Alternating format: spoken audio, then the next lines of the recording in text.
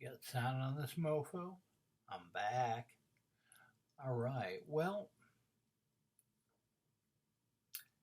I am going to talk about, yes, we're deviating once again from the specified program. And the movie I'm going to talk today, well, last time out, I kind of got a whole thing in my head about Catholicism, and with the ninth configuration, of course, being a very down to its core, a very Catholic movie. And today, that kind of got me going on sort of a Catholic trifecta mentality or something like that. And this is my own insane upbringing coming back up. So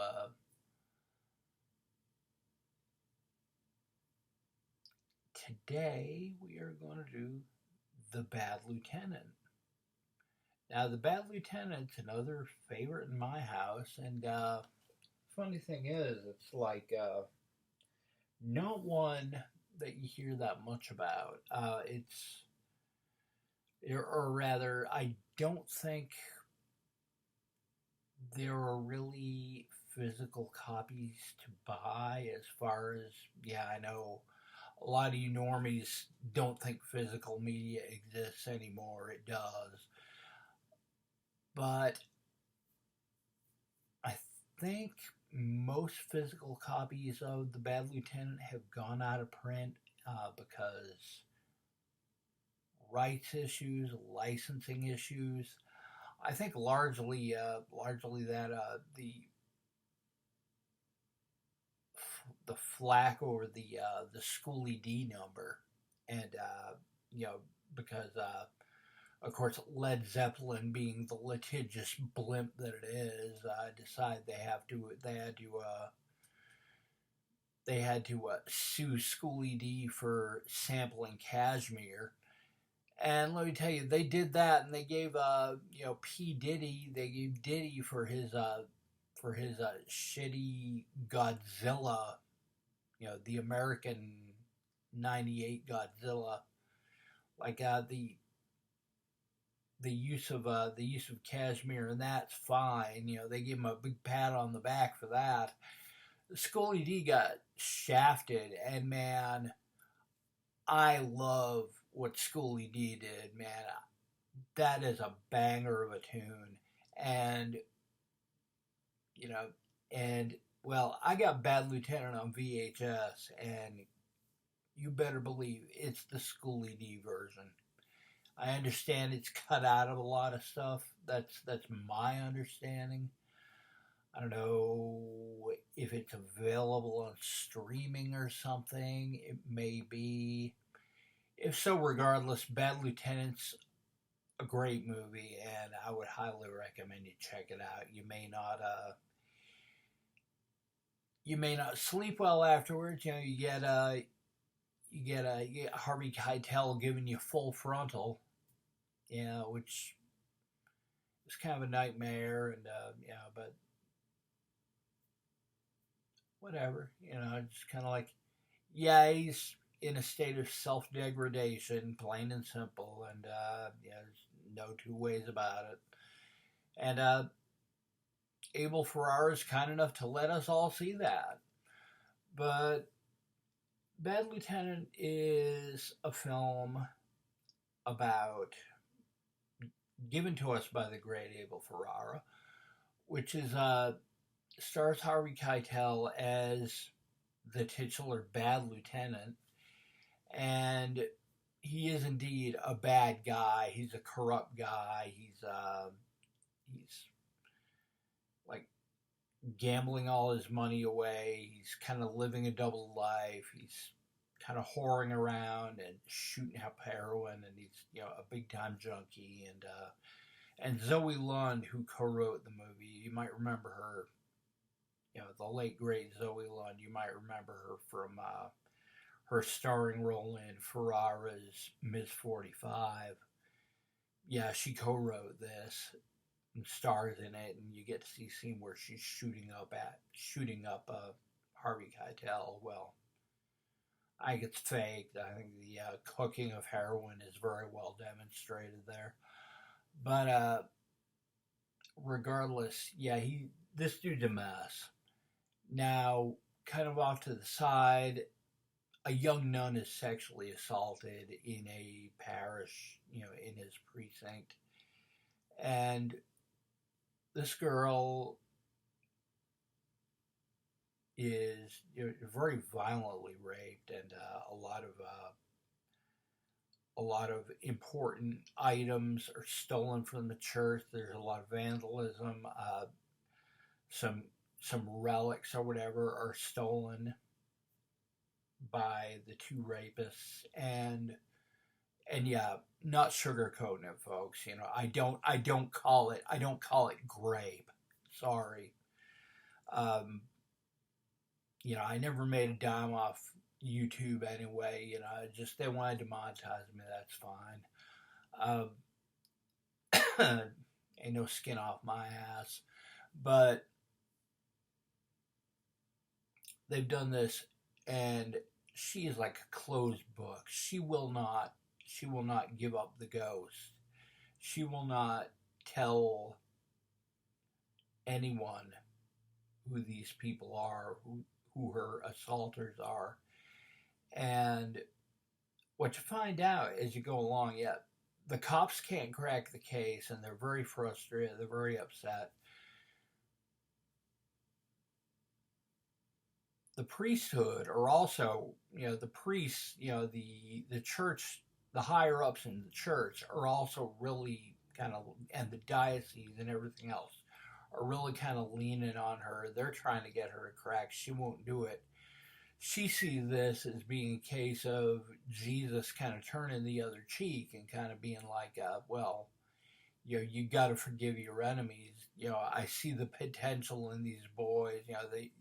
They did something awful, but there's something good going on inside them, and maybe there is some thing I can do by forgiving them instead of giving them up to all these people who wanted them arrested and everything.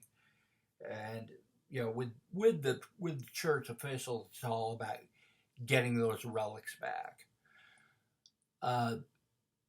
Lieutenant, who's as previously said, he's in a mess. This dude is in deep with the gamblers, and the World Series is going on. I think the World Series, the Mets are playing, and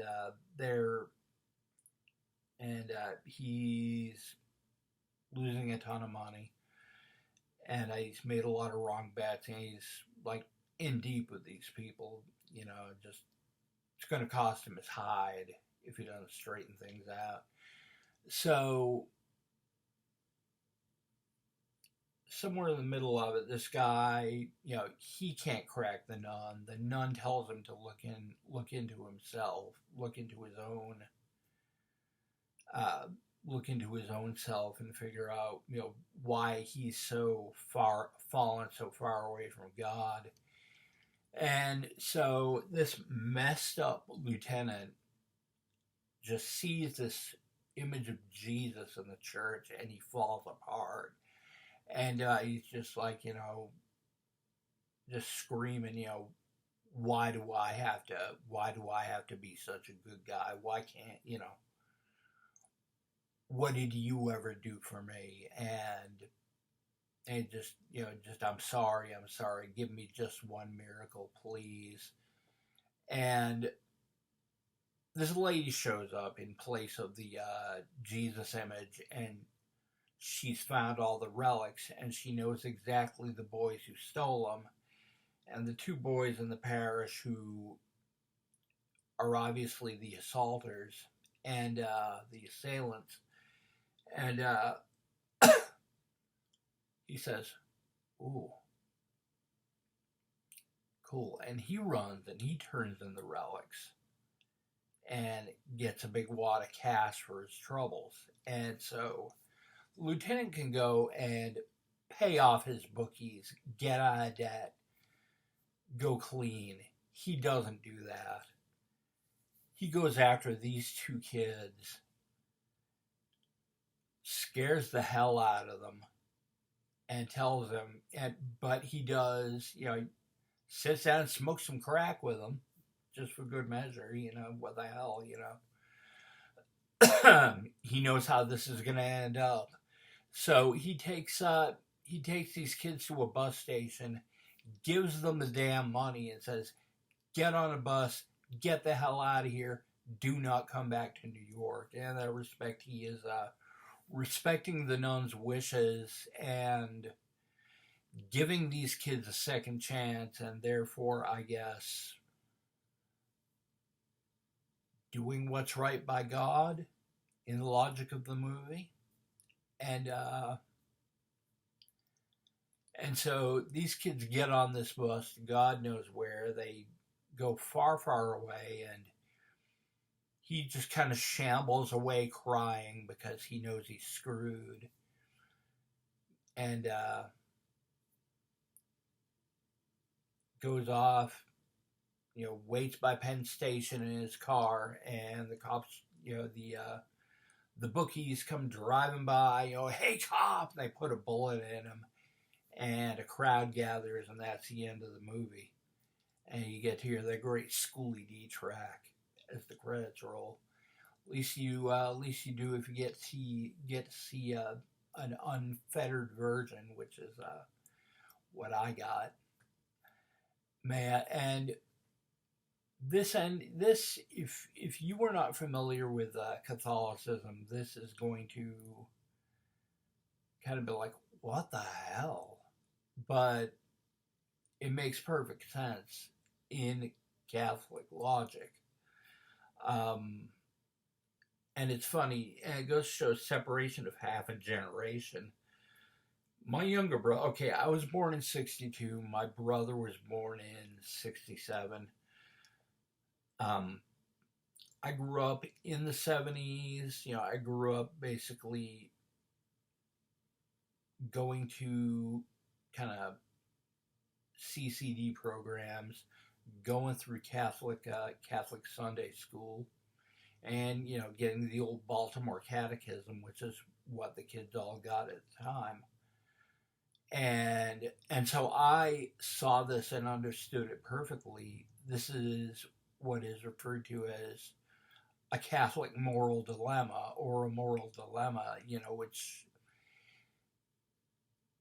following the Baltimore Catechism, when you're coming up in the Catholic Church, they hit you with this again and again and again. Okay, so here's your example. You're living in Nazi-occupied Germany, or you're living in Nazi-occupied Europe. Cast a wider net here. And your Jewish neighbors come running over. The Nazis are looking for us. They're searching door to door. Help us. And what you can do is just say, no, minding my own business. Or you can take your Jewish neighbors, hide them, and try to keep them safe. And the Nazis may come knocking on your door, and they may want to search your apartment. And if they find your neighbors, they're going to die. And you're probably going to die. What do? Yeah, Baltimore Catechism, Catholic Church loved throwing you that stuff back when I was growing up.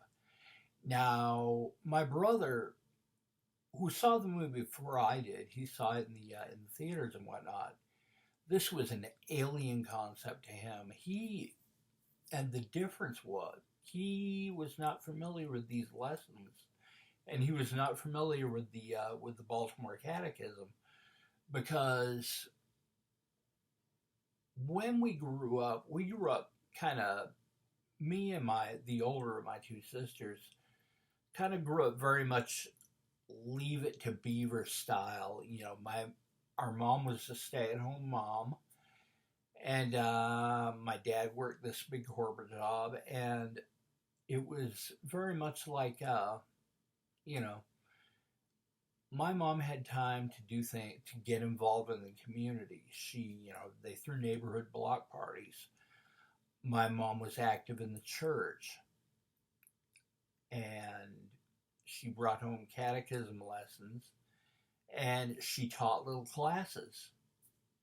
And she basically teach them beginners theology to all us little kids, also the kids who were going to the Catholic Church, and she'd be like, she'd do stuff like she and a friend would be scout leaders and stuff like that. Well, after my things got a little more unsettled after we got home from Europe and we were living back in America for a few years, my parents separated and eventually got divorced. It was kind of a financial strain, and we were at loose ends. My mom was also going through a crisis with the Catholic Church at that time. And so my younger siblings didn't grow up with that grounding in that theology. For better or worse, full disclosure, I'm not religious.